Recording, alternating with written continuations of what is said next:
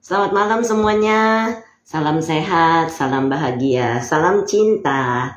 Malam ini saya Brenda Imekre kembali hadir di seri Cinta. Cinta ini adalah cerita inspiratif nampol twimers asik, di mana saya biasanya membacakan suta. Tetapi malam ini ada bintang tamu nih yang luar biasa, Bro Jeffrey, yang akan membawakan informasi tentang peruntungan tahun naga kayu. Selamat malam semua yang sudah bergabung, Bro Hedi, Sisweni Surabaya, dan Bro Jeffrey adalah salah satu asmen kami. Beliau juga merupakan agen asuransi dan praktisi Chinmen. Nanti boleh ditanya sama beliau. Ya, setiap tahun saya bersyukur Bro Jeffrey bersedia untuk memberikan informasi kepada penggemar cinta. Kali ini juga katanya ada orang yang mengikuti seri cinta dan meminta, kok Bro Jeffrey belum mengisi gitu ya. Jadi kali ini kita mengundang beliau. Beliau belum masuk, jadi belum bisa saya invite. Oke, nanti beliau akan mengupas. Ini bakal seru nih ceritanya. Seperti tahun lalu membahas tentang kelinci air ya. Nah, jadi setiap tahun Bro Jeffrey berkenan untuk memberikan informasi kepada kita. Nah, tahun nanti, nah ini juga Bro Jeffrey serunya beliau bisa memberitahu kita kapan mulai Imlek sebenarnya kalau menurut perhitungan. Nah, kalau yang kita ketahui Imlek tahun ini akan jatuh di tanggal 10 Februari. Ya, jadi 10 Februari itu jatuhnya di hari Sabtu. Tidak lama lagi kita akan ke Valentine dan di situ juga kita akan pemilu. Nah, jadi seru banget nih bulan Februari tahun ini. Ada Imlek, ada Valentine, kemudian juga ada Isra Miraj nanti tanggal 8, kemudian juga ada pemilu tanggal 14 Februari. Jadi Februari ini bulan yang banyak keseruannya. Nah, kita tunggu kehadiran Bro Jeffrey. Saya sudah invite, semoga beliau bisa segera masuk. Jadi tahun lalu pun sama, ternyata cuma beda 1 hari. Saya mengulang kembali Cinta di tahun lalu itu membahas tentang peruntungan kelinci air. Dan sekarang karena setiap tahun itu ternyata beda-beda elemennya. Nah, tahun depan naga kayu. Nah, semoga nih Bro Jeffrey sudah bisa segera bergabung karena sudah ditunggu-tunggu nih Bro Jeffrey. Jadi supaya sudah saya invite, jadi tinggal menunggu beliau masuk. Oke, silakan Bro Jeffrey diterima undangan saya. Saya sudah invite. Silakan. Oke. Ya, jadi masuk ke dalam seri ini. Ada accept. Ya. Silakan Bro Jeffrey. Silakan masuk. Selamat malam yang baru bergabung. Jadi serunya Bro Jeffrey ini akan menceritakan kepada kita apa sih tahun naga kayu itu ya. Sehingga kita mendapatkan informasi. Karena ini bukan ranah saya. Jadi saya kurang mengetahui. Silakan Bro, sudah saya accept, silakan masuk. Selamat malam sis dan Bro yang sudah bergabung. Karena oke, Bro Jeffrey silakan masuk ke dalam seri cinta yang sudah saya invite. Coba ya.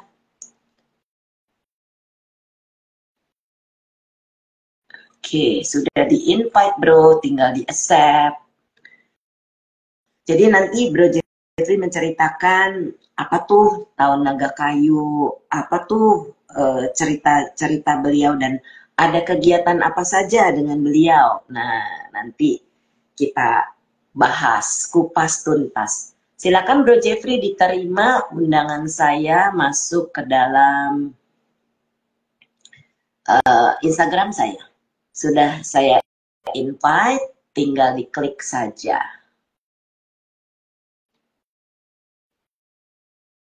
Oke Bro Jeffrey, ditunggu. Jadi, oke, Lins nih, selamat malam juga semua yang sudah bergabung.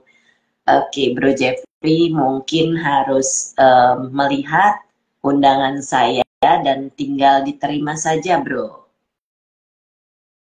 Saya cancel dulu ya, saya invite lagi. Oh, ternyata tulisannya unable to join. Kenapa ini? Sudah belum? Oke, sudah masuk. Dibalik videonya mungkin, Bro. Videonya. Iya. Oke. Ya, sudah terlihat sekarang. Selamat malam, Bro Jeffrey. Ya, selamat malam. Iya, selamat malam, Sukihontu. Ternyata, Bro, kita membahas peruntungan tahun kelinci air itu tanggal 30 Januari tahun lalu. Tepat setahun nih, Bro. Oh. Oke. Iya. Nah, gimana ceritanya tahun naga kayu nih? Nah, ini kita juga mau tahu tentang tahun depan. Silakan Bro Jeffrey. Oke, baik sis.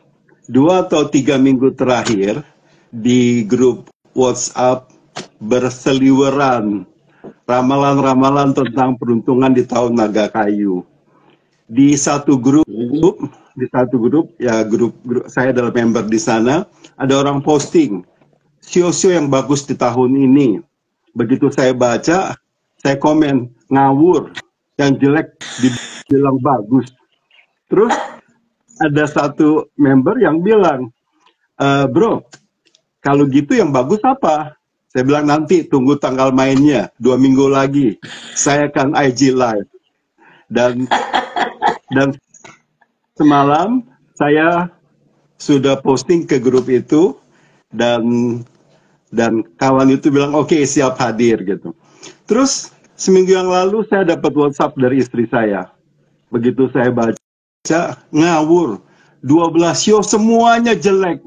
Saya bilang, Ma. Betul Bro, saya juga dengar dari mama saya.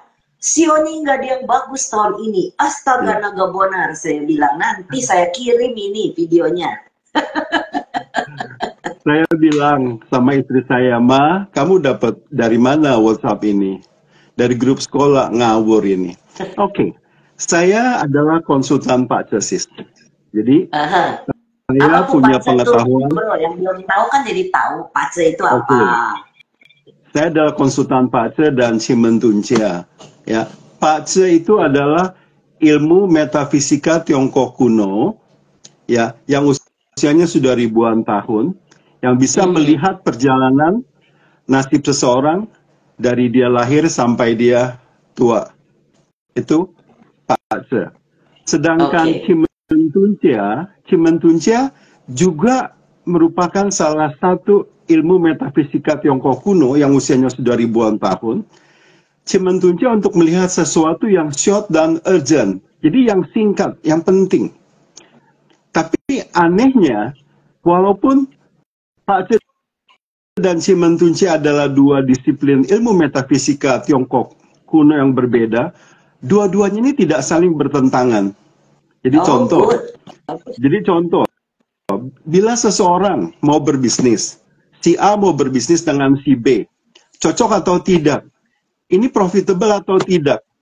Asal dia tahu tanggal lahir dari partnernya, saya bisa membuat peta Cimentuncia dan saya akan lihat ini cocok atau tidak. Pernah satu kali saya ada seorang teman yang meminta saya untuk melihat. Saya bilang, sis, bisnis ini profitable. Tapi sayang, profitable-nya hanya untuk partner sis, tidak untuk sis. Terus dia bilang, maksudnya bagaimana bro? Ya, setelah sis join dengan orang ini bisnisnya sangat profitable. Tapi di perjalanan sis akan ditendang sama dia. Karena jualannya online. Dan yang punya toko online-nya adalah dia. Sedangkan klien saya hanya sebagai supplier. Jadi saran saya stop, jangan join bisnis dengan orang ini. Terus dari Cimentuncia kita juga bisa, umpamanya ada keluarga sakit, bingung nih. Sebagian saudara bilang pergi ke dokter di Penang, sebagian bilang ke dokter di Kuala Lumpur. Dan katanya dua-duanya bagus. Yang mana yang kita harus pergiin? Yang di Penang atau di Kuala Lumpur? Itu bisa dihitung dengan Siemens. Jadi arah mana yang bagus? Katakan yang bagus adalah utara. Utara dokternya adanya di Kuala Lumpur, berarti saya akan sarankan ke Kuala Lumpur gitu. Sampai ke dokter aja bisa ditelusuri gitu ya. Iya. Sampai juga apa itu bro yang bisa ditelusuri oleh peta Cimen dan Pace? Cukup banyak. Bro? Pokoknya inti bagaimana? Jodoh bisa nggak bro? Jodoh adalah kecocokan. Apakah dia cocok atau tidak? Kecocokannya. Bisa juga kalau orang sakit, kapan dia akan mati? Atau dia akan mati atau tidak? Waktu di 2021 saat pandemi Delta, saya banyak klien yang bertanya tentang saudaranya yang sakit kena Delta. Setelah saya hitung, saya bilang banyak berdoa Desis, semoga ada keajaiban. Dan 3 hari kemudian dia bilang, bro, saya mau kabarin adik saya sudah meninggal. Ada satu lagi, satu bapak yang usianya sudah 65 begitu, anaknya bertanya, papanya kena Delta, saturasinya turun. Waktu saya buka peta Cimen, saya bilang, sis, tenang saja, papa tidak akan meninggal, cuma lama di rumah sakit. Dan setelah papanya keluar, dia WhatsApp saya, bro, terima kasih, papa sudah keluar. Saya bilang, berapa lama di rumah sakit? Di ICU 30 hari. Terus di kamar biasa 2 hari. Total 32 hari. Masih ingat apa yang saya bilang, sis? Iya, papa lama di rumah sakit. Dan saya bilang, papa tidak akan jalan. Karena waktu saya buka peta Cimen, di rumah si papa itu tidak ada bintang mati, Semen. Kalau dia ada bintang mati, Semen, dia ada Tian Ruising bintang sakit, itu dekat sudah. Tinggal hitungannya hari atau minggu. Bro, ini ramalan bukan sih bro? Ya, bisa dikatakan seperti itu. Bisa dikatakan seperti itu. Ada dasarnya ya bro ya? Iya, dan selama ini tingkat akurasinya mencapai 90% sis. Kalau saya bilang 100%, itu hanya untuk semesta. Kita manusia tidak punya power untuk mencapai 100%. Oke. Saya akan mulai ya, sis. Nah, saya akan membahas peruntungan di tahun naga kayu berdasarkan Pace. Bukan asal comot, karena saya konsultan, saya benar-benar berani mempertanggungjawabkan apa yang saya katakan. Pa itu berarti 8, Ce itu berarti aksara, 8 aksara. 8 aksara, kalau kita pakai Zoom, saya bisa share whiteboard-nya. Tapi karena kita di IG Live, saya nggak bisa share whiteboard. Berarti sis, 8 aksara itu ada 4 kotak. 4 kotak di atas, 4 kotak di bawah. 4 kotak yang di atas disebut Tiankan, batang langit. 4 kotak yang di bawah, jadi ada 4 pasang kan kotaknya kan. Yang di bawah disebut Tice, cabang bumi. Tiankan atau batang langit itu adalah tentang 5 elemen. Di dalam Pace kita mengenal 5 elemen. Kayu, kayu melahirkan api, api melahirkan tanah, tanah melahirkan logam, logam melahirkan air. Terus dari 5 elemen ini dibagi lagi menjadi 2. Kayu, api, tanah, logam, air ya. Ya, 5 elemen ini dibagi lagi menjadi 2. positif dan negatif. Ya. Yang sama yin. Kayu Ya. ada dua, Cia sama I. Cia kayu positif, I kayu negatif. Ya. Terus api. Api ada dua, ping sama ting. Ping api positif, ting api negatif. Tanah ada dua, U tanah positif, Ci tanah negatif. Oke. Keng logam positif, Sin logam negatif. Jadi logam ada dua, positif dan negatif. Lalu yang terakhir air ada dua, Ren sama Kui. Ren air positif sama Kui air negatif. Tetapi di sini pengertian positif dan negatif bukan berarti positif bagus, negatif jelek. Bukan seperti itu. Ini hanya istilah. Jadi kita bilang yang sama yin. Yang positif, yin negatif. Contoh, matahari kita bilang yang positif. Bulan kita bilang yin negatif. Laki-laki yang, perempuan yin positif dan negatif. Jadi istilah positif dan negatif ini hanyalah sebuah istilah. Beda dengan dalam masyarakat, aduh jangan bergaul sama dia deh, orangnya nggak bagus, negatif. Itu beda ya sis. Oke.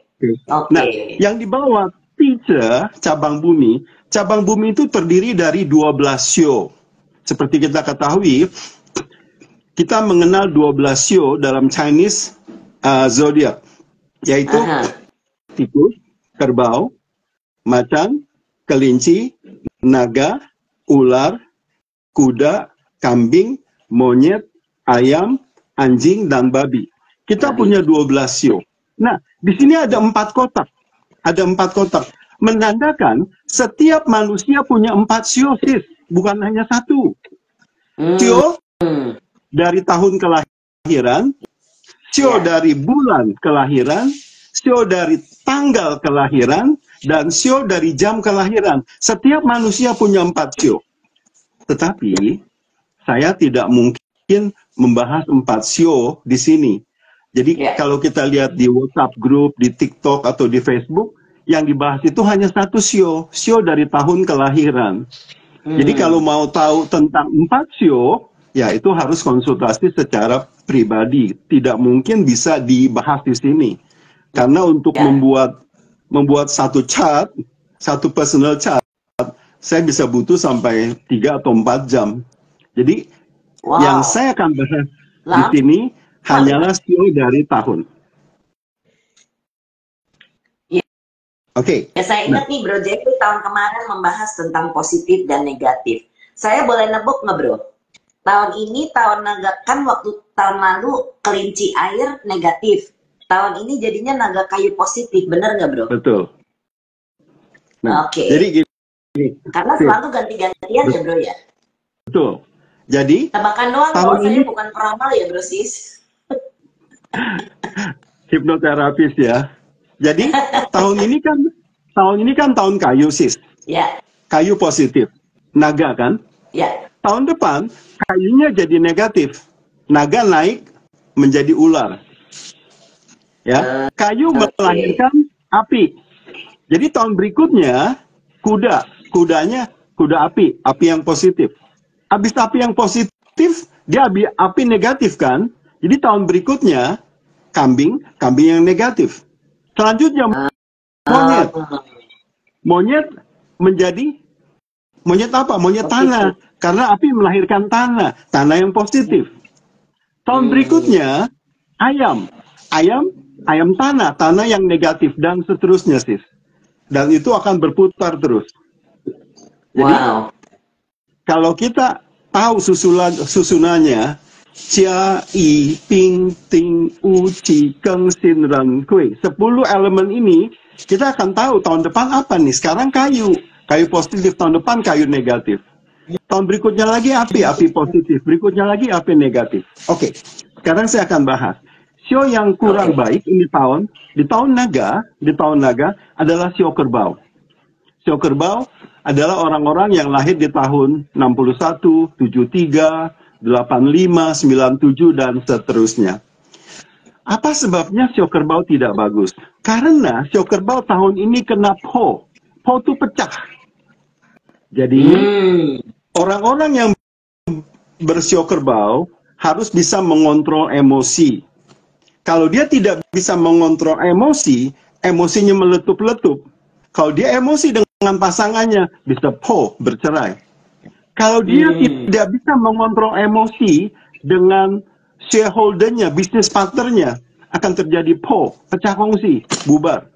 Kalau dia aktif di organisasi dan tidak bisa mengontrol emosinya, dia kena po, pecah. Dia bisa keluar dan mengundurkan diri dari organisasi itu. Tahun kemarin, di awal tahun, sebelum Imlek, saya sudah bilang sama seorang sahabat saya. Dia sio kuda, kelahiran tahun 66. Saya bilang, bro, kontrol emosi kamu di tahun kelinci. Karena di tahun kelinci, orang-orang yang sio kuda kena po, pecah. Dan dia adalah tipe orang yang tidak percaya beginian. Dia hanya ketawa aja. Dia orang tipe yang tidak percaya. Oke, percaya atau tidak adalah hak dia. Saya sebatas teman, sahabat, hanya memberitahukan. Dan apa yang terjadi? Tahun kemarin sekitar September, Oktober, dia telepon saya dan dia bilang dia keluar dari wihara, di mana di wihara itu dia termasuk sebagai seorang humas dan pencari dana nomor wahid. Kenapa bro keluar? Saya tidak tahan lagi dengan ketua karena terjadi friksi. Saya tersenyum. Ingat bro, apa yang saya bilang di bulan Januari, kontrol emosi. Kalau tidak akan terjadi po, pecah. Dan itu menjadi kenyataan. Dan dia diem aja. Oke. Yang kedua sis. Bro, ngaruh nggak ya? Sorry. Tadi kan ada orangnya yang sio kuda. Tapi kalau jam dan bulannya dan tanggalnya beda, itu apa berlaku sama bro? Kan saya juga sio kuda nih. Ya, sama nggak berlakunya? Itu yang saya lihat kan dari hanya dari tahun sis. Kalau di kudanya, kalau di bulannya atau di tanggalnya atau di jamnya juga kena, itu lebih berat. Tapi kan sis adalah seorang meditator tingkat advance. Kan saya bilang, selama orang bisa mengontrol emosinya, everything will run smoothly. Emosi yang susah sis. Makanya kita harus bermeditasi setiap hari. Iya, betul. Oke. Yang berikut sis, tahun yang tidak bagus adalah kelinci. Kelinci berarti lahir di tahun 63, 75, 87, dan 99, seterusnya. Kelinci di tahun naga ini terkena high. High itu melukai. Jadi hati-hati. Bisa kecelakaan karena melukai. Bisa juga ditikam dari belakang. Yang tikam siapa? Ya temannya sendiri. Wow. Makanya untuk orang-orang yang sio kelinci, jangan percaya kepada orang lain 100%.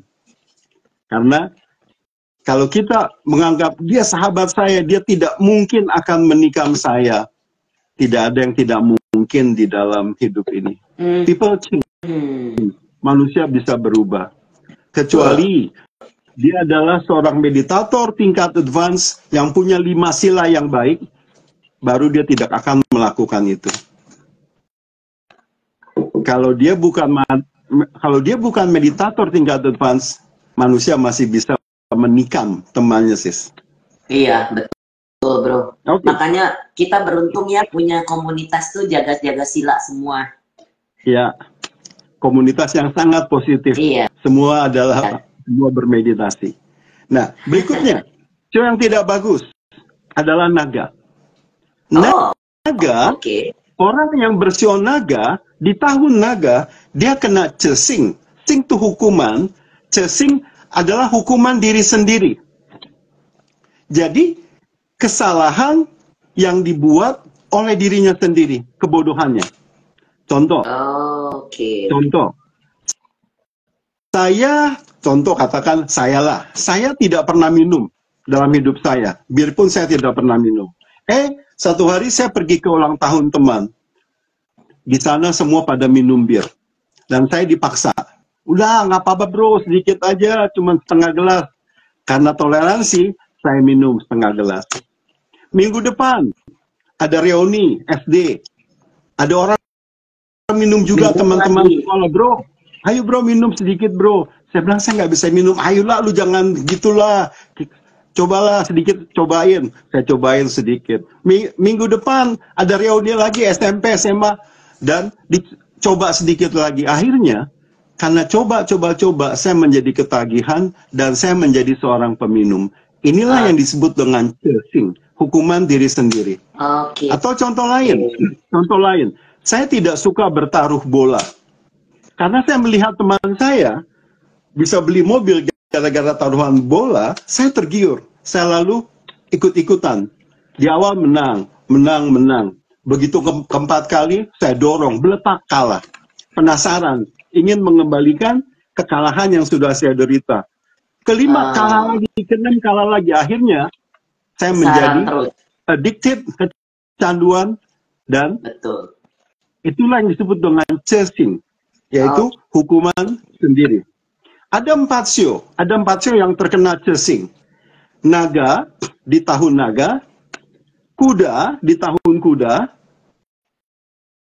ayam di tahun ayam, babi di tahun babi. Jadi 4 show ini harus hati-hati ketika tahun yang berjalan itu adalah tahunnya dia.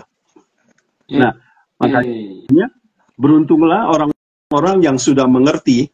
Bagi orang-orang yang mendengar IG Live ini, dia akan tahu, wah saya show kuda nih. 2 tahun lagi saya kena cursing.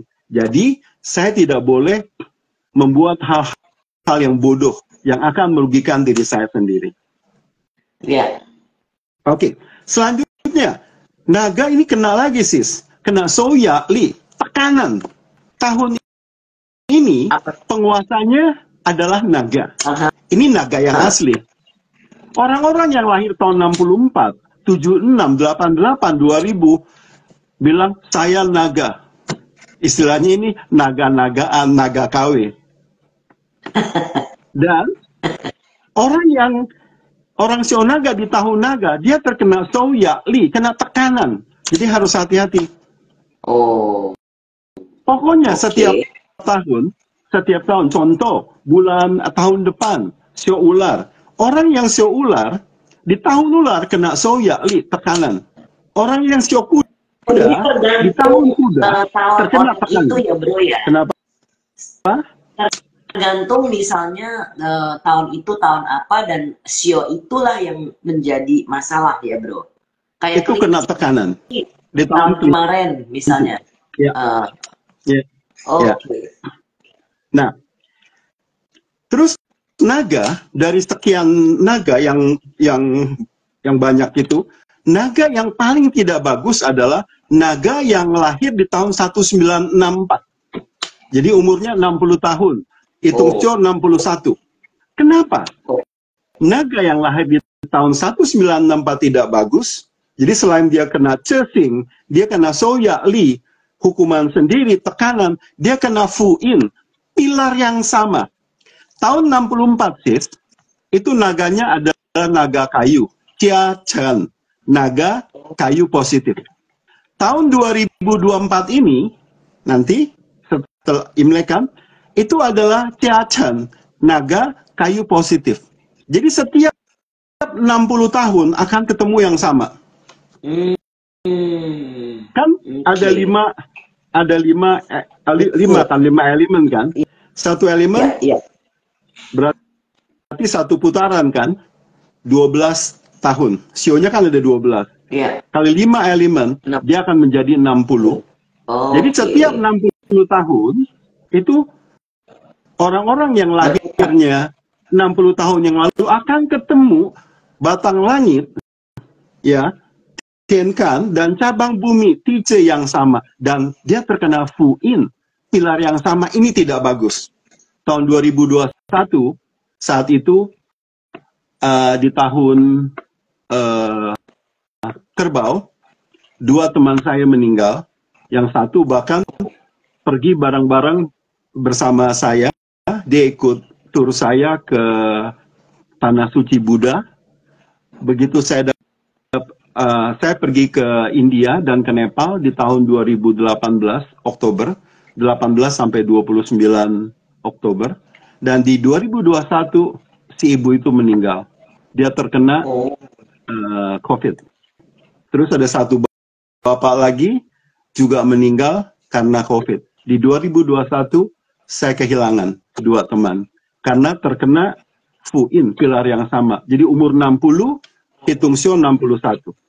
Saya terkena FUIN 2022. Tapi untung saya bisa lewat. Cuman tahun 2022 saya banyak masalah sih, saya banyak sakit. Saya terkena syaraf kejepit di L5 dan S1. Tahun 2022 itu kan selama 2 tahun lebih tidak pernah jalan-jalan, kurang piknik. Pas teman-teman pergi ke Turki, saya ikut, saya ajak istri. Pulang dari Turki, saya terkena syaraf kejepit dan ya puji syukur kepada semesta, orang-orang yang terkena syaraf kejepit harus operasi, saya bisa sembuh tanpa operasi. Saya butuh waktu sekitar 6 sampai 7 bulan untuk melakukan terapi. Saya berenang seminggu 3 kali, saya ke Sinse seminggu sekali, saya ke dokter rehab medis seminggu sekali, dan ya Amitofo saya bisa sembuh. Ini juga berkat kebajikan yang saya perbuat, karena sejak 2020 saya sudah melakukan gerakan nasi bungkus, berbagi nasi bungkus kepada kaum duafa, dan saya lakukan itu. Jadi kungte parami yang saya perbuat itu membuat saya walaupun terkena sakit syaraf kejepit bisa sembuh. Banyak orang tidak bisa sembuh dan harus dioperasi. Nah, Bro, mungkin yang boleh cerita sedikit sambil menyentuh nasi bungkus. Dulu kan Bro Jeffrey, waktu kita sharing di Cinta pertama kali itu kan Bro baru ada 50 bungkus ya Bro, personal ya. Setiap hari ya Bro ya. Sekarang sudah berapa bungkus Bro? Tiap hari? Sekarang setiap hari kurang lebihnya antara 187 sampai 190 bungkus. Wow, luar biasa. Terus, kalau ada orang yang ulang tahun, Bro? Jadi ini biar yang mendengarkan mungkin, oh iya menarik juga ya bisa berdana setiap hari. Apakah harus mengirimkan dananya kepada Bro Jeffrey tiap hari atau boleh bulanan dikumpulin? Ada orang yang mentransfer saya per bulan, sebulan sekali, ada yang 10 hari sekali, ada yang seminggu sekali. Apapun itu saya terima. Tapi kalau dia transfernya setiap hari, saya tidak terima. Pusing urusnya. Kalau sehari transfer. Jadi ada yang transfer sehari 5 bungkus, dia sekali bayar 30 hari. Ada yang ikut dana 10 bungkus per hari. Saya ikut cukup lama ya, hampir 2 tahun lebih ya. Saya ada ikut, sis biasanya ada transfer. Iya, Scott, almarhum papa. Iya, rame-rame. Betul. Ya, jadi setiap tanggal 30 atau 31 sih ada transfer untuk bulan berikutnya. Nah, waktu tahun 2020 September, saya memulai bakso nasi bungkus, harganya baru 10.000 sih. Tapi karena inflasi bensin naik, sekarang sudah 14.000. Saya menerima donasi 14.000 per bungkus, dan saya membeli kepada supplier. Supplier ini juga orang-orang yang hidupnya pas-pasan. Justru dengan saya memberikan order nasi bungkus ini, dia bisa hidup sih, bisa lebih bernafas lah orang bilang. Iya, nah ini ada pertanyaan dari Snow Piola. Sebungkus nasi berkah dihitung berapa Bro? Ya itu tadi sudah dijawab 14.000. 14.000. Ya. Betul. 14.000, dan kadang-kadang ada orang yang ulang tahun, begitu donatur saya ulang tahun, dia ekstra dana. Katakan dia mungkin sehari berdana hanya 2 atau 3. Ya. Nah, nanti kalau Imlek, hari Imlek gimana tuh bro? Masih tetap keluar kah? Oke. 1 tahun saya libur 5 hari sis. Jadi 1 tahun ada 361 hari. Saya libur setiap tanggal 1 Januari. Karena mungkin suppliernya mau main trompet atau bakar-bakaran di tanggal 31 Desember. Kedua, Imlek. Imlek hari pertama dan Imlek hari kedua libur. Karena Imlek hari pertama, ya semua sibuk kan. Betul. Nah, terus berarti sudah 3 hari. Kemudian libur lagi 3 hari pada hari Lebaran. Hari Lebaran, -1 sebelum Lebaran, hari H-nya sama hari +1. 6 hari dalam 1 tahun libur. Bahkan ketika tahun 2022. Apakah karena tidak ada supplier yang masak? Karena kalau hari Lebaran sis, semua barang-barang harganya gila-gilaan. Naiknya gila-gilaan. Jadi kalau masih saya meminta supplier yang untuk bikin, mereka nggak ada untung nanti, kasihan. Mungkin bahkan bisa rugi gitu kan. Bahkan pada tahun 2022 di akhir September, ketika mama saya meninggal, mama kandung saya meninggal tahun 2022, ya September akhir, bakso nasi bungkus itu tidak saya liburkan sis, tetap ada. Karena luar biasa. Tapi bagaimana bagi-baginya bro? Kan bro mengurus di rumah duka. Ya, saya ada minta asisten saya, adik ipar saya untuk membantu membagikan kepada orang-orang jalanan, karena momentum itulah yang bisa saya pakai sebagai pelimpahan jasa bagi almarhumah mama saya. Betul, itu bagus sekali, kebajikan yang luar biasa. Oke, jadi nanti bro dan sis yang mendengarkan, silakan kalau mau ikutan dana nasi bungkus, japri saja ke bro Jeffrey. Oke bro, silakan dilanjut. Nah, show berikutnya, show yang paling buruk adalah show anjing. Show anjing berarti kelahiran tahun 58, 70, 82, 94, dan seterusnya. Show anjing ini kena cong. Cong bahasa Hokkien-nya adalah ciong. Class artinya. Jadi selama ini masyarakat awam hanya tahu, show apa sih yang tahun ini ciong? Padahal ada empat jenis, yaitu ada po, pecah, hai, melukai, sing, menghukum, hukuman, dan cong, class. Nah ini yang paling buruk. Show anjing ini paling buruk. Saya ingat papa saya tahun 87 meninggal karena kena Chong Tai Sui. Saat itu saya masih umur 25. Saya belum ngerti apa-apa sih. Papa saya show ayam meninggal di tahun kelinci. Ayam dengan kelinci itu kena Chong Tai Sui. Lalu yang kedua, koko saya yang pertama meninggal tahun 2017. Koko saya show ayam meninggal di tahun kelinci. Dan yang ketiga, koko persis di atas saya meninggal tahun 2022 di Oktober. Mama saya meninggal 2022 di September akhir. Koko saya meninggal 2022 di Oktober akhir, beda hanya 30 hari. Dia meninggal, dia show monyet, dia meninggal di tahun macan. Macan itu sangat lemah di tahun monyet. Di awal tahun, saya sudah bilang, bro, hati-hati. Jaga kesehatan di tahun ini, banyak beramal. Dan koko saya hanya ganda ketawa, karena dia bukan Buddhis. Dia hanya ketawa. Ya sudah, saya sebagai adik sudah mengingatkan, dia percaya atau tidak percaya itu adalah hak dia. Saya tidak bisa mengintervensi. Karena dia Jeffrey, ada yang komentar nih, katanya 2017 tahun ayam kan? Iya, dan 2017 koko saya sionya kelinci. Kelinci itu clash dengan ayam. Oke. Tahun 2022 itu sionya sio macan. Koko saya persis di atas saya itu sionya monyet. Monyet itu clash dengan macan. Jadi orang-orang yang sio monyet lemah sekali di tahun macan. Untuk tahun ini, orang-orang yang bersio anjing sangat lemah. Karena anjing itu lemah di tahun naga. Nanti saya akan kasih kiasnya untuk menghindari bala. Dan kias yang saya akan berikan itu adalah buddhistik banget. Sesuai dengan dharma.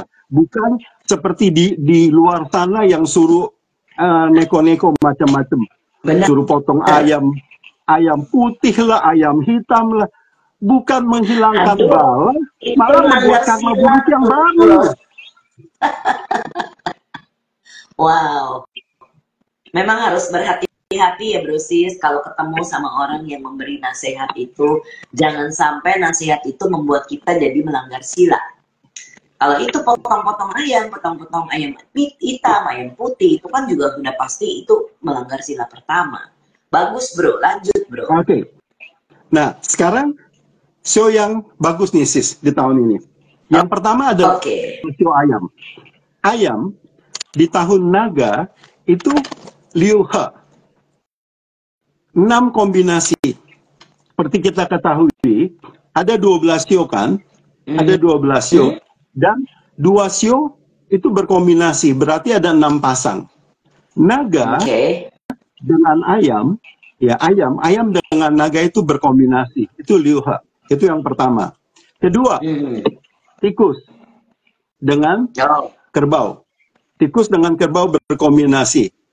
Yang ketiga, macan dengan babi. Itu berkombinasi. Kelinci dengan anjing. Naga dengan ayam. Kuda dengan kambing. Jadi, 6 show ini berkombinasi. Dan ini bagus. Makanya di tahun naga orang yang bersio ayam bagus ya, khususnya untuk orang yang berbisnis ya. Kalau karyawan ya susah ya, sebagus-bagusnya karyawan hanya makan gaji ya. Iya. Ya, paling mengharapkan satu promosi lah dari perusahaannya.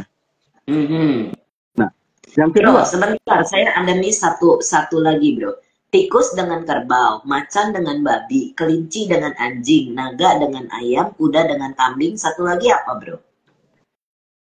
Kuda, ular kan? Ular dengan monyet. Oh, ular dengan monyet. Oke. Nah, show yang bagus. Show yang bagus di tahun naga ini adalah tikus. Cuma bagusnya si tikus ini syarat dan ketentuan berlaku. Tikus dengan naga itu adalah panhe, setengah kombinasi shio, ya. Dia kombinasinya shio setengah. Kalau naga, tikus, dan monyet itu full combination. 3 itu menjadi kombinasi utuh, penuh. Tetapi kalau hanya ada 2, dia disebut setengah kombinasi. Naga dengan tikus itu kalau digabung menjadi air elemennya. Nah, untuk orang-orang yang di dalam pakcenya butuh air, bagus. Katakan, saya telah melihat pakce saya, cuman sayang saya bukan shio tikus. Di pakce saya membutuhkan air dan kayu. Nah, kalau seandainya saya shio tikus, karena saya butuh air dan kayu di dalam pakce saya, tahun ini bagus karena naga dan tikus berkombinasi menjadi air. Tapi kalau elemen yang dibutuhkan bukan air, ya nggak efek ya, gitu. Terus yang berikutnya lagi naga dan kelinci, lucu nih. Kalau tadi kelinci kena hai, melukai atau mencelakai. Hai itu bisa melukai, mencelakai. Nah, itu jelek kan? Naga dengan kelinci itu adalah panhui, setengah kombinasi musim. Jadi kalau full combination adalah macan, kelinci, naga. 3 show ini berkombinasi, itu disebut full combination. Kalau hanya 2, dia menjadi setengah kombinasi. Naga dan kelinci berubah menjadi kayu. Nah, Kalau orang di pakcenya dia butuh kayu seperti saya butuh kayu dan air. Kalau saya sio kelinci tertolong karena kelinci dengan naga berkombinasi menjadi kayu. Karena saya bukan sio kelinci, jadi tidak ada efek untuk saya. Bro, seandainya nih dalam satu keluarga ada yang sio macan, ada yang sio kelinci, ada yang sio naga. Nah ini kombinasi bagus atau bagaimana, bro? Kombinasi bagus menjadi kayu. Menjadi kayu.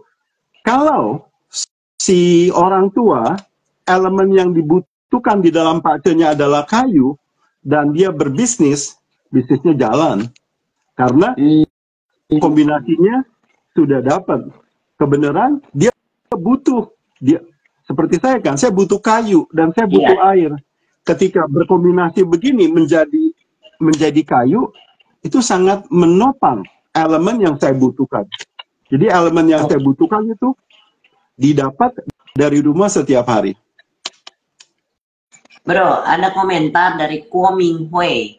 Sio yang bagus di tahun naga, sio ayam, sio plus naga, tikus plus kerbau, kuda plus monyet, naga plus tikus air, naga plus kelinci setengah kombinasi. Kemudian macan plus kelinci plus naga. Betulkah? Ada ditulis bro di chat nih.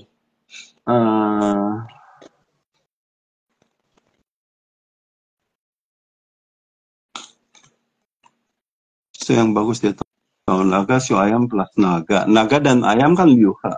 Tikus dan kerbau. Bukan, tikus dan kerbau bukannya bagus. Yang saya masukkan tikus dan kerbau itu cocok. Sedangkan sekarang kan sio naga. Bukan yang naga itu cocoknya kan dengan ayam. Jadi kita berbicara tentang naga, bukan tentang sio yang lain. Yang saya katakan cocok adalah tikus cocok dengan kerbau. Jadi kalau kita punya pasangan kita adalah kita sio tikus dan dia adalah sio kerbau, itu cocok. Jadi bro yang barusan sepertinya salah mengerti ya apa yang saya maksud ya. Oke. Udah jelas ya. Saya akan lanjut. Ya. Sekarang arah yang baik untuk sembahyang pada malam tahun baru Imlek dan Imlek. Pertama, untuk mencari season dewa kebahagiaan, itu sembayangnya kita menghadap ke arah timur laut. Ya, dewa kebahagiaan season berada di timur laut. Ini Chaisen ya bro, bukan. Ini season, dewa kebahagiaan. Dewa kebahagiaan ada di timur laut, sembayangnya dari jam 23, berarti malam Imlek tuh ya. Malam Imlek yang mendekati jam 12 kan. Jam 23 sampai jam 00.59. Ini sembayang kepada dewa kebahagiaan. Kita menghadapnya ke arah timur laut. Nah, kedua, kalau sembayangnya Kuisen, dewa kemakmuran dan kemuliaan, ya untuk tahun ini dewa kemakmuran dan kemuliaan adanya di barat daya. Jadi kita sembahyang menghadap barat daya, jamnya adalah jam 1 dini hari, berarti sudah masuk hari Imlek kan? Jam 1 dini hari sampai jam 3 kurang 1. Berarti jam 2.59. Jam 01 sampai jam 2.59. Terus saya pernah ditanya, kalau gitu boleh nggak malam Imlek saya tidur dulu, terus jam 1 saya mulai sembahyang menghadap barat daya. Saya baca parita atau nienfo, setelah itu saya meditasi. Boleh-boleh saja, asal jangan kebablasan tidurnya. Kadang-kadang kalau sudah ngantuk dia kebablasan. Ya, jadi barat daya adalah sembahyang untuk dewa kemakmuran dan kemuliaan, jamnya dari jam 1 dini hari sampai jam 2.59.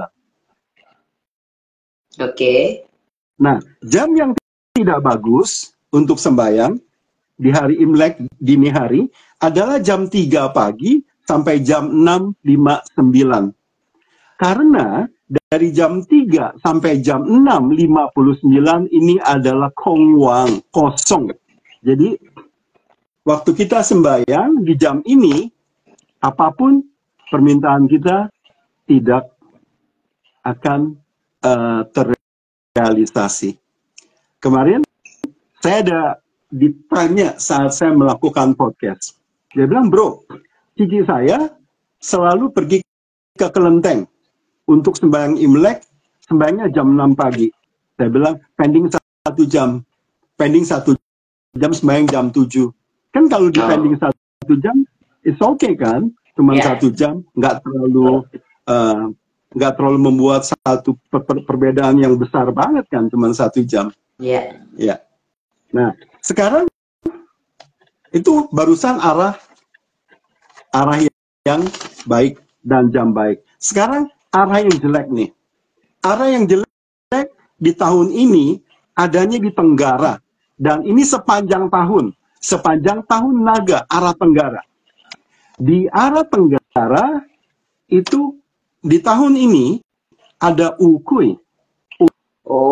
Ukui itu 5 hantu. Atau kalau orang yang bilang Gokui, 5 hantu. 5 hantu itu adalah pembawa malapetaka, pembawa bala. Terus di arah Tenggara juga terdapat semen, pintu mati. Nah, di dalam Cimen Tuncia, yang namanya semen, pintu mati, yang namanya Tian Rui Sing, bintang sakit, itu elemennya tanah. Jadi, tanah itu kita harus lemahkan. Saya mau bertanya kepada Sis Brenda. Kalau wanita melahirkan, apa yang terjadi dengan dia, Sis? Wanita melahirkan yang terjadi kesakitan, terus lemah kan? Nah, iya. Ketika wanita melahirkan, pasti dia menjadi lemah. Nah, yang namanya semen, pintu mati, bintang sakit Tian Rui Sing, di dalam Cimen Tuncia, elemennya adalah tanah. Tanah itu kita lemahkan dengan cara dia melahirkan. Di awal saya sudah bilang, tanah melahirkan apa? Tanah melahirkan logam ya? Logam. Good, bagus. Kayu melahirkan api, api melahirkan tanah, tanah melahirkan logam, logam melahirkan air. Nah, karena si tanah ini melahirkan logam, kita buat dia menjadi lemah. Lalu, apa yang kita lakukan? Di sepanjang tahun, kita boleh memulai di tanggal 5 Februari, karena berdasarkan Pak Ce, tahun baru itu bukan dimulai pada Cague Ceit. Oke. Bukan Cague Ceit. Cague Ceit itu kan tanggal 1 bulan 1 Imlek akan jatuh tanggal 10 Februari kan? Betul. Ya. Kalau dalam Pak Ce, kita memulai tahun yang baru itu saat Licun. Datangnya musim semi.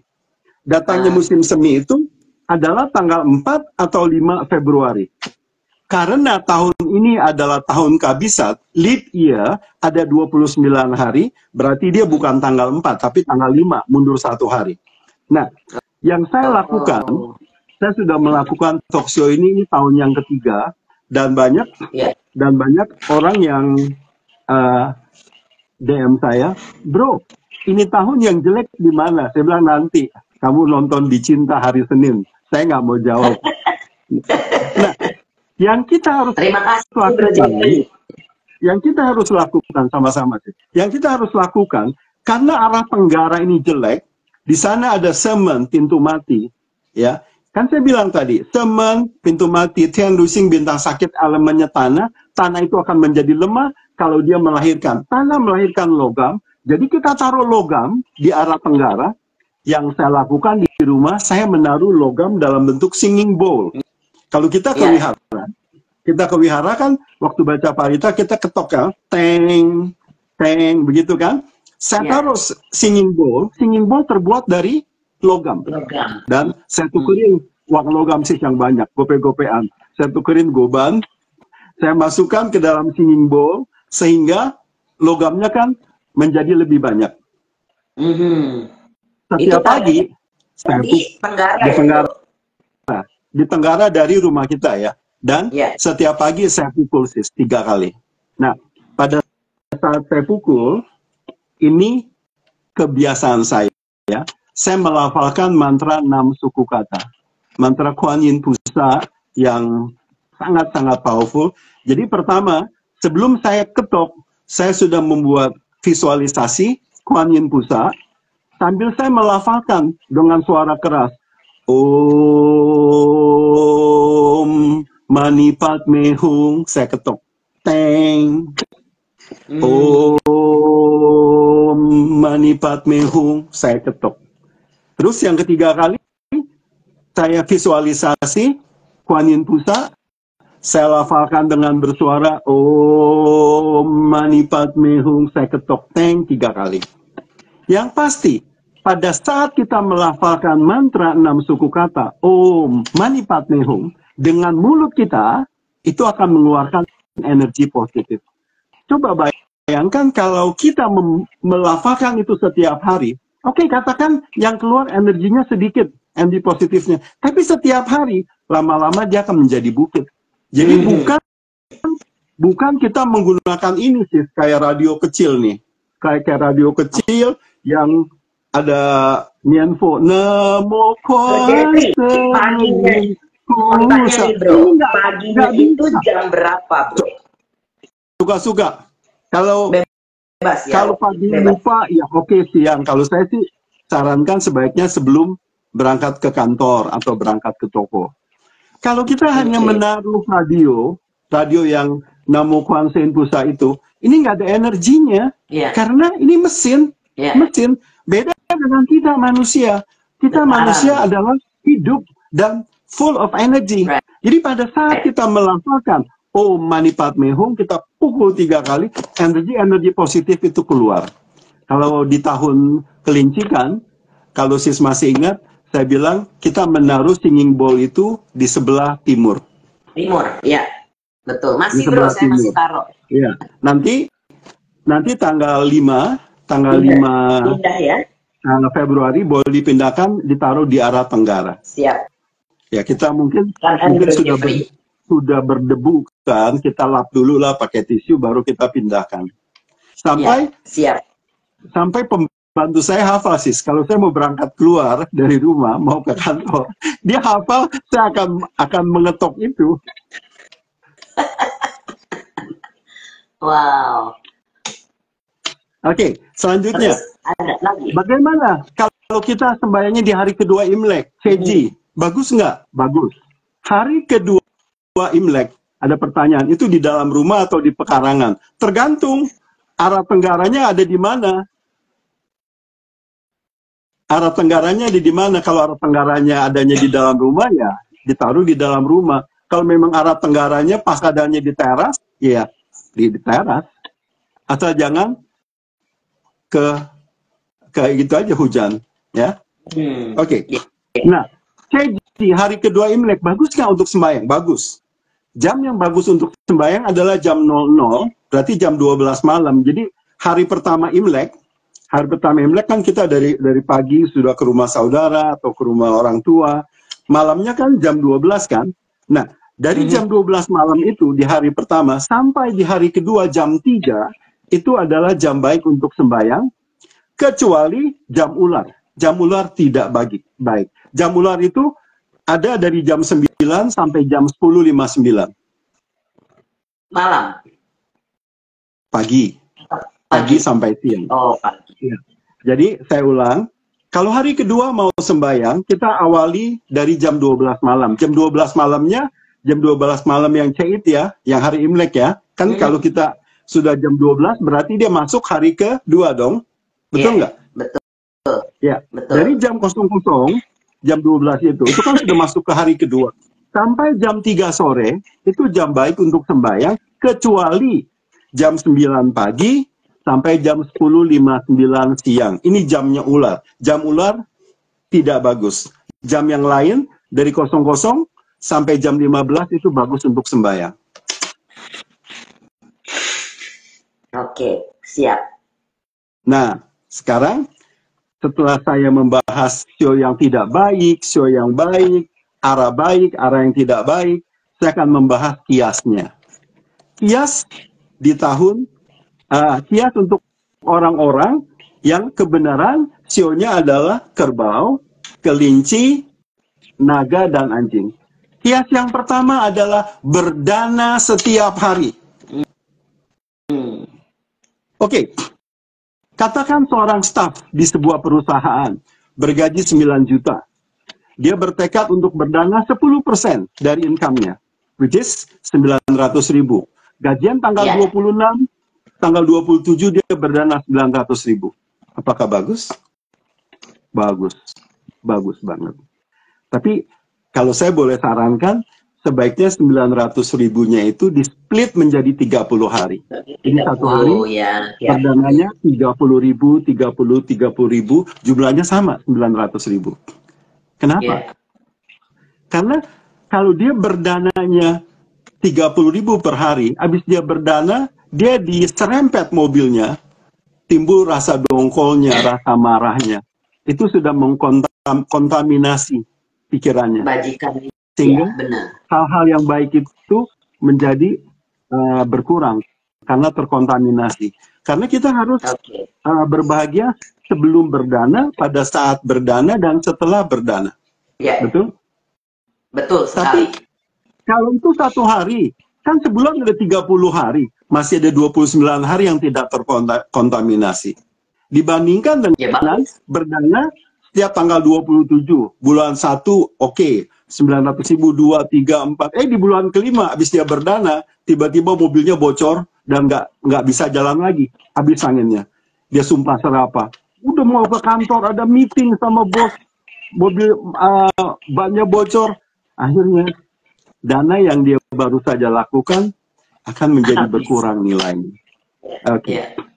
Yang kedua, selain berdana, untuk orang-orang yang 4 sio tadi, coba taat dengan 5 sila. 5 sila itu bukan hanya dihafalkan atau dibaca saat kita ke wihara. Panatipata veramani sika padang samadhyami. Aku bertekad untuk tidak melakukan pembunuhan atau melukai makhluk hidup.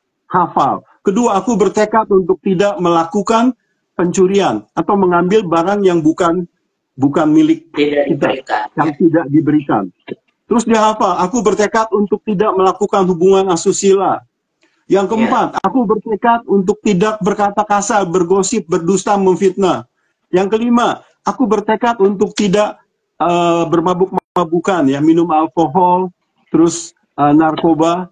Nah, terus kalau ini bisa dipertahankan di dalam kehidupan kita setiap hari, hasilnya akan luar biasa. Karena makhluk-makhluk dewata, khususnya dari alam dewa Catu Maharajika Dewa. Kita mengenal 6 alam dewa kan.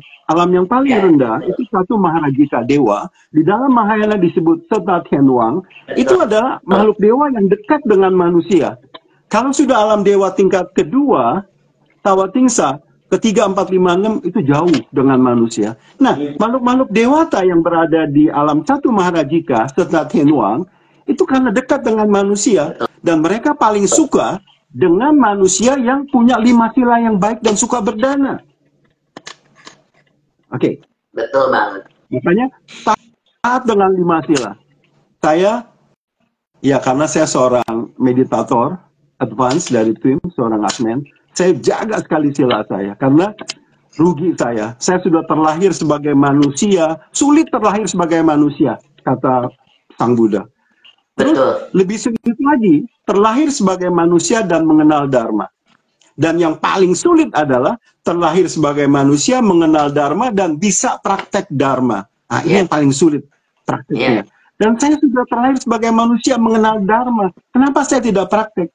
Karena kalau saya tidak mau praktek Dharma, kalau saya terjatuh ke 4 alam apaya bumi, 4 alam rendah, sulit sekali dan butuh waktu yang lama untuk naik lagi. Dan saya nggak mau itu.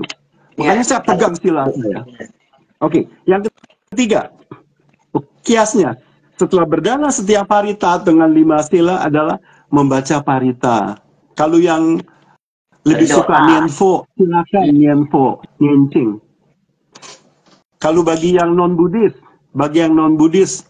silakan katakan bagi yang Berdoa. Katolik silakan berdoa, mungkin doa apa, rosario atau apa, saya kurang ngerti, ya. Terus yang keempat, meditasi. Nah, ini yang paling sulit dilakukan umat Buddha. Karena dengan meditasi kita bisa mengontrol emosi kita. Betul banget. Saya, Sis Brenda dan banyak asmen yang lain sebelum mengenal meditasi twin, kita semua adalah orang-orang yang bad-tempered, pemarah. Tapi setelah mengenal meditasi twin, saya bisa mengontrol emosi saya. Jadi bukan berarti meditator twin sudah tidak lagi punya kemarahan. Setiap manusia punya emosi, punya kemarahan. Cuma kami bisa mengontrolnya. Sehingga tidak memaki-maki orang. Nah, betul. Dan orang-orang yang tahun ini kena Po, kena Hai, kena Sing, kena Chong, 4 show tadi, itu emosinya terganggu, labil, mudah marah. Nah, semakin dia mudah marah, dia tidak bisa mengendalikan emosinya, dia akan semakin parah.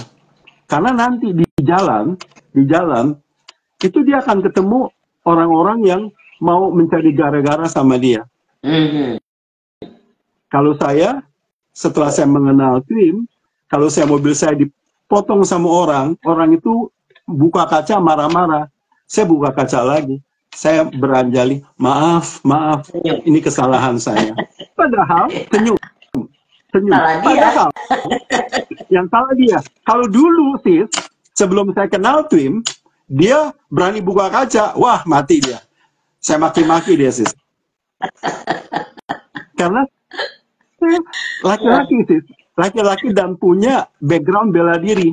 Saya tidak takut berkelahi, tapi setelah saya kenal twin, untuk apa sih berkelahi? Saya menang pun saya bikin karma buruk. Saya ke kantor polisi.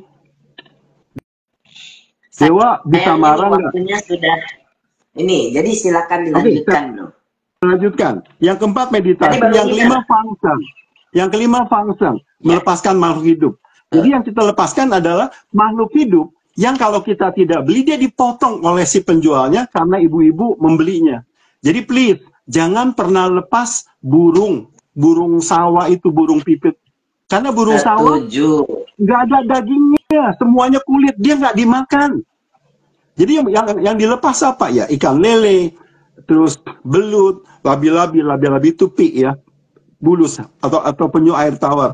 Terus ikan apa lagi tuh yang suka orang bikin obat? Ikan apa katanya kalau ikan gabus ya. Ikan gabus itu dijual dalam keadaan hidup. Jadi waktu mama mertua saya masih hidup dan sakit, orang bilang beli ikan gabus untuk dikasih makan. Saya bilang sama istri saya, no. Kalau kamu mau kasih mama kamu ikan gabus, oke, no problem. Tapi beli yang sudah mati, bukan yang masih hidup dan kita pesan sehingga dia mati gara-gara orderan kita. Dan yang terakhir, pertama adalah berdana setiap hari, kedua taat dengan 5 sila, ketiga membaca parita atau nyenfo, keempat adalah meditasi, kelima function rutin minimal 1 bulan 1 kali, dan saya punya komunitas function sudah 3 tahun. Setiap bulan saya pasti mengadakan function bersama komunitas saya. Komunitas saya kurang lebih ada 60 orang, dan yang join setiap bulan bisa 40 sampai 45 orang. Ada yang bisa datang, ada yang tidak bisa datang karena faktor kerja, nggak apa-apa. Kalau tidak bisa datang, saya mewakili. Dan yang terakhir, last but not least, merawat orang tua, care sama orang tua. Bagi Anda yang masih punya orang tua, berbahagialah karena Anda punya lahan yang subur untuk menanam kebajikan. Beda dengan saya, papa mama sudah nggak ada, saya anak yatim piatu. Maka kasihanilah saya. Wah, luar biasa. Sebetulnya masih banyak pertanyaan, Bro. Cuma waktunya tidak memungkinkan. Nanti kalau Bro dan Sis yang mau bertanya secara pribadi, boleh langsung ke Bro Jeffrey. ya. Jadi @jeffreylee24, silakan yang mau konsultasi Cimen. Terakhir bro, Ya. sebelum kita selesaikan, ada tour yang akan Bro Jeffrey lakukan. Itu ke Tibet di bulan Mei. Sayangnya saya tidak bisa ikut kali ini. Nah, boleh cerita bro? Tanggal berapa bulan Mei? Tanggal 12 Mei berangkat sampai tanggal 22 Mei. 22 Mei kembali. Kita akan pergi ke Tibet. Karena saya pernah membuat tur ke Tanah Suci Buddha, India dan Nepal tahun 2018. Sekarang saya bikin ke tempat di mana sesuatu yang baru lah gitu. Jadi ini perginya ke Tibet selama 10 hari. Iya.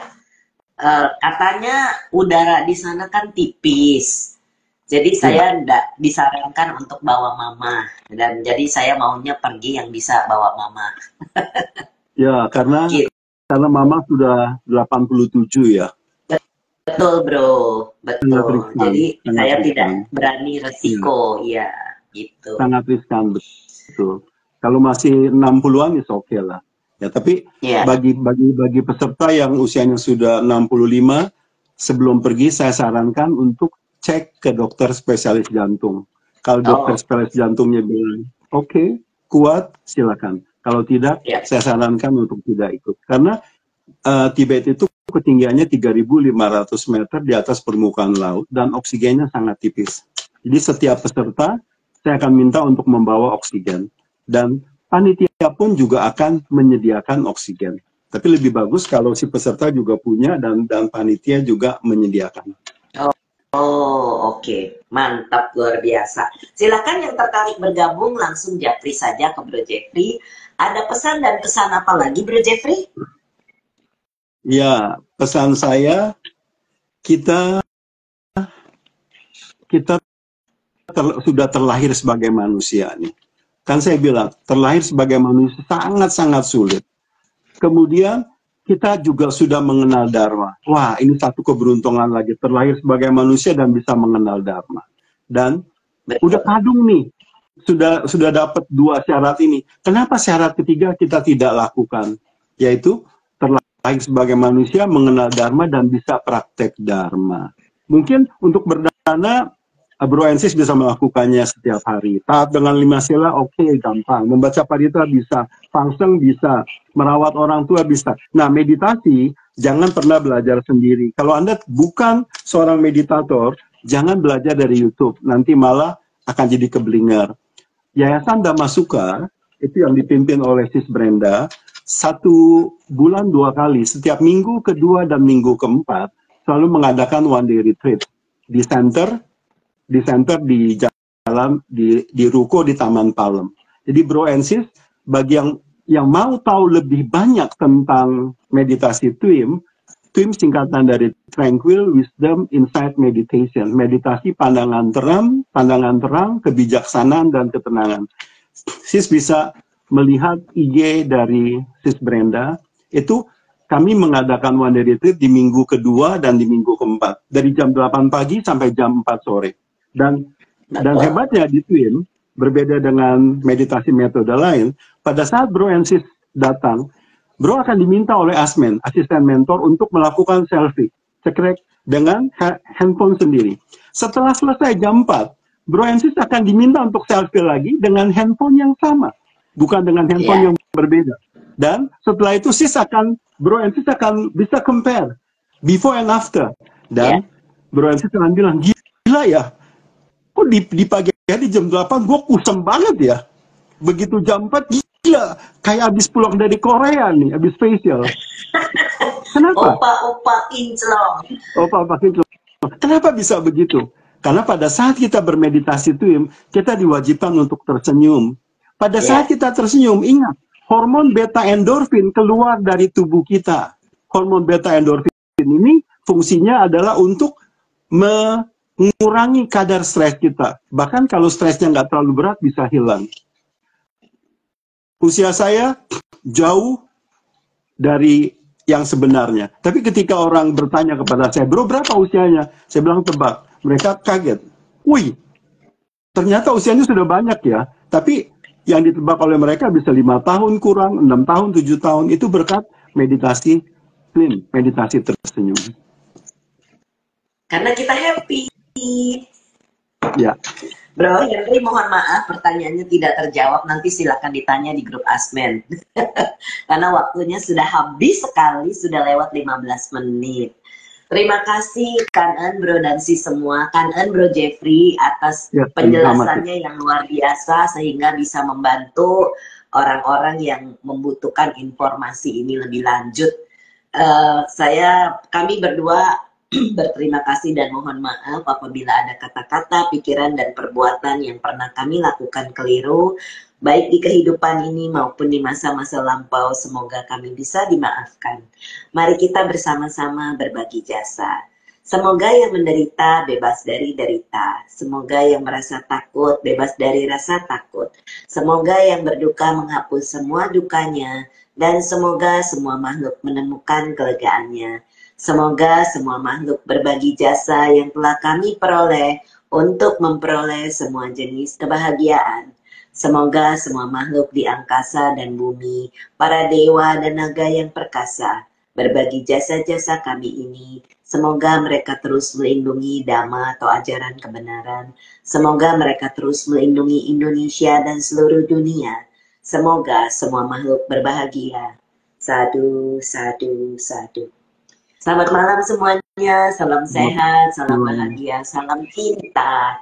Kita jumpa lagi di Senin depan setelah Imlek sehingga kita bisa merayakan Imlek dengan bahan yaitu tentang dana karena ada permintaan. Sampai jumpa di Senin berikutnya. Kanen Bro Jeffrey, salam buat keluarga. Ya, selamat malam. Selamat malam.